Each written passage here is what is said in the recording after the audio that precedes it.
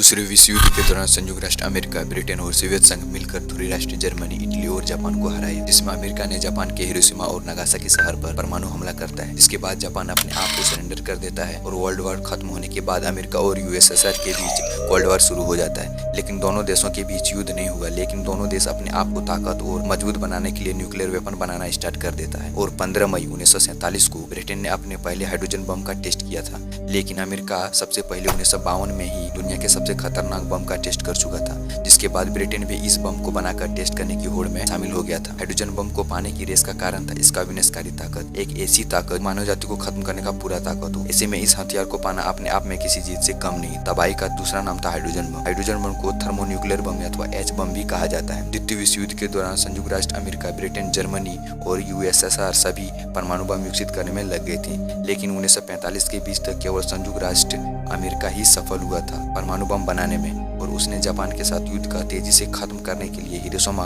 और नागासाकी के शहरों पर 2 परमाणु हथियार का इस्तेमाल किया था।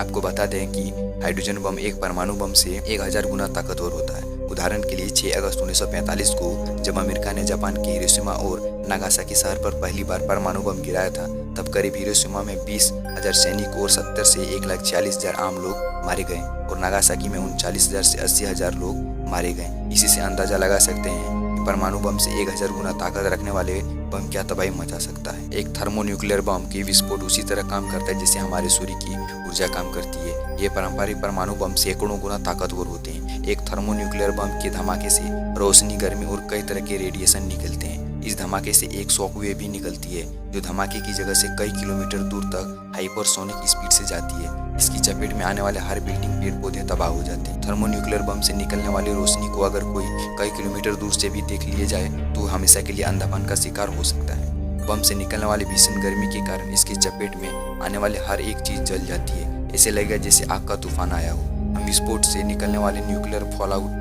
हवा, पानी और मिट्टी को खतरनाक तरीके से दूषित कर देता है। इस बम को बनाने का क्रेडिट एडवर्ड टेलर को दिया जाता है। अमेरिका ने 1 मार्च 1954 को हाइड्रोजन बम का परीक्षण किया था पहली बार। ये मानव इतिहास में उस समय का सबसे बड़ा विस्फोट था। इसकी ताकत का अंदाजा इसी बात से लगाया जा सकता है कि यह हिरोशिमा को नष्ट करने वाले परमाणु बम से भी कई हजार गुना शक्तिशाली था। 1954 में अमेरिका ने प्रशांत महासागर क्षेत्र में स्थित मार्शल द्वीपों के बिकिनी द्वीप समूह में हाइड्रोजन बम का परीक्षण किया था। यह उस वक्त का सबसे शक्तिशाली परीक्षण था। इस दौरान 10,000 किलोटन ऊर्जा पैदा हुई थी इस बम के परीक्षण से, जो हिरोशिमा और नागासाकी पर गिरे बम की तुलना में कई 100 गुना ज्यादा थी। यह विस्फोट इतना शक्तिशाली था, इसकी तीव्रता को मापने के लिए लगाए गए मशीनें भी फेल हो गई थी। इससे वैज्ञानिकों ने यह निष्कर्ष निकाला था कि यह विस्फोट उनके अनुमान से भी कई शक्तिशाली गुना अधिक थी। विस्फोट की वजह से 160 किलोमीटर बड़ा मशरूम के आकार जैसा बादल उठा और रेडियोधर्मी विकिरण के रूप में धरती पर गिरा। 1 नवंबर 1952 को इनमें से पहले परीक्षण किया जो 10 मिलियन टन से अधिक TNT उत्पादित के बराबर था। रूस ने 1953 में पहली बार हाइड्रोजन बम का परीक्षण किया था। दरअसल हाइड्रोजन बम परमाणु बम की एक किस्म है जिसमें ड्यूटेरियम और ट्रिटियम का इस्तेमाल किया जाता है। इस बम में 3 चरण में धमाके होते हैं जो मुख्य रिएक्टर को फटने में मदद करता है। इस मुख्य रिएक्टर के फटने के लिए 5 लाख डिग्री सेल्सियस या इससे भी अधिक गर्मी की जरूरत पड़ती है, जो पहले 2 धमाके से मिलती है। जब हाइड्रोजन बम पूरी तरह से विस्फोट कर तो इसकी ऊर्जा सूर्य के तापमान के बराबर होती है। इसके धमाके में इतनी ताकत होती है कि इसकी हवा से ही किसी भी इंसान को कई किलोमीटर तक फेंक सकती है। अगर कोई व्यक्ति इसकी रोशनी को भी देख ले तो वह हमेशा के लिए अंधा हो सकता है। जिस द्वीप में अमेरिका ने इस बम को परीक्षण किया था उस द्वीप और आसपास के पूरे क्षेत्र में सभी प्रकार के जीव समाप्त हो गए थे।